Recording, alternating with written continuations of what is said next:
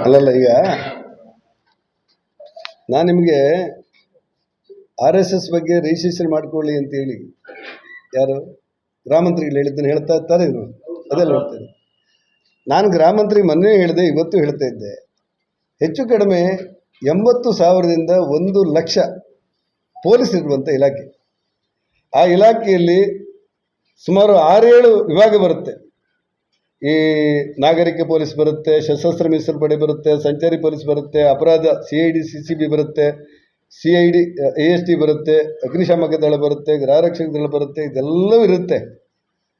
ಇಂಥ ವ್ಯವಸ್ಥೆಗಳನ್ನು ಇಟ್ಟುಕೊಂಡಂಥ ದೊಡ್ಡ ಹುದ್ದೆ ಈ ಗೃಹ ಇಲಾಖೆ, ಹೋಮ್.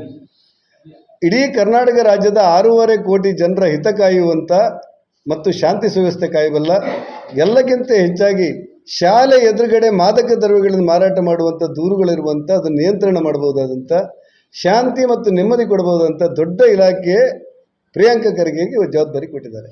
ಆ ಪುಣ್ಯಾತ್ಮ ಅದನ್ನೆಲ್ಲ ಬಿಟ್ಟು ನಿಮ್ಮ RSS ಶಾಖೆ ಬರಬೇಕು ಅಂತೇಳಿ ಆಸೆ ಪಟ್ಟರೆ ಗೊತ್ತಿಲ್ಲದೆ ಕೆಲವರು ಮಾತಾಡೋರಿದ್ದಾರೆ.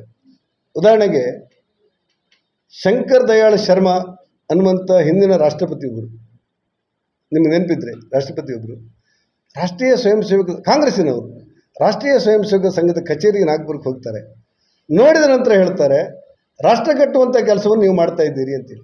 ಶಂಕರ್ ದಯಾಳ್ ಶರ್ಮಾ ಅವ್ರಿಗಿಂತ ದೊಡ್ಡವರು ಕರ್ನಾಟಕದಲ್ಲಿ ಯಾರು ಇದ್ದಾರೆ ಅಂತ ನಂಗೆ ಅನಿಸಿಲ್ಲ.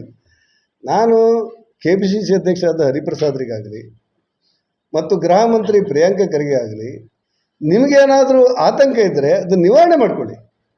ಬಾಬಾ ಸಾಹೇಬ್ ಅಂಬೇಡ್ಕರ್ ಅವರು ಕೂಡ ರಾಷ್ಟ್ರೀಯ ಸ್ವಯಂ ಸೇವಕ ಸಂಘದ ಶಿಬಿರಕ್ಕೆ ಬಂದು ನೋಡಿದ್ದಾರೆ. ಮಹಾತ್ಮ ಗಾಂಧೀಜಿಯವರು ಕೂಡ ರಾಷ್ಟ್ರೀಯ ಶಿಬಿರಕ್ಕೆ ಬಂದು ನೋಡಿದ್ದಾರೆ. ಅವ್ರಿಗಿಂತ ದೊಡ್ಡವರು ಯಾರೂ ಇಲ್ಲ. ಹಾಗಾಗಿ ನೀವು ಶಾಂತಿ ಸುವ್ಯವಸ್ಥೆ ಕಾಪಾಡಬೇಕಾದಂಥ, ಮಾದಕ ದ್ರವ್ಯಗಳನ್ನು ನಿಯಂತ್ರಣ ಮಾಡಬೇಕಾದಂಥ, ಇಡೀ 6.5 ಕೋಟಿ ಜನರಿಗೆ ನೆಮ್ಮದಿಯ ಬದುಕನ್ನು ಕಟ್ಟಿಕೊಡಬೇಕಾದಂಥ ಹುದ್ದೆಯಲ್ಲಿದ್ದಂಥ ನೀವು RSSನ ಶಾಖೆ ಬಗ್ಗೆ ಯಾಕೆ ಸಮಸ್ಯೆ ಆಗಿದೆ ನನಗೆ ಗೊತ್ತಿಲ್ಲ. ದಯವಿಟ್ಟು ನೀವು ಬನ್ನಿ, ನಮ್ಮ ಶಾಖೆಯನ್ನು ನೋಡಿ. RSS ರಾಷ್ಟ್ರೀಯ ಸ್ವಯಂ ಸೇವಕ ಸಂಘ ಒಂದು ದೇಶ ಕಟ್ಟುವಂಥ ಕೆಲಸವನ್ನು, ರಾಷ್ಟ್ರಭಕ್ತಿಯ ವಿಚಾರವನ್ನು ಯುವಕರಿಗೆ ಕೊಡುವಂಥ ಒಂದು ರಾಷ್ಟ್ರಭಕ್ತ ಸಂಸ್ಥೆ. ಆ ಸಂಸ್ಥೆಯ ಬಗ್ಗೆ ನೀವು ಏನಾದರೂ ಹಿಂಬಾಲಿಸುವಂಥ ಪರಿಸ್ಥಿತಿ ಹೇಳಿದ್ರೆ ನಿಮ್ಮ ಹಕ್ಕು. ಆದರೆ ಅದರ ಬಗ್ಗೆ ಹೆಚ್ಚು ಗಮನ ಕೊಡೋದಕ್ಕಿಂತ ನಿಮ್ಗೆ ಕೊಟ್ಟಿರುವಂಥ ಖಾತೆಯನ್ನು ಚೆನ್ನಾಗಿ ನಡೆಸಿದರೆ ಜನರಿಗೆ ನೆಮ್ಮದಿ ಬರುತ್ತೆ ಅಂತ ನಂಗೆ ಅನಿಸುತ್ತೆ. ಮತ್ತು ನಿಮ್ಮ ಇಷ್ಟ.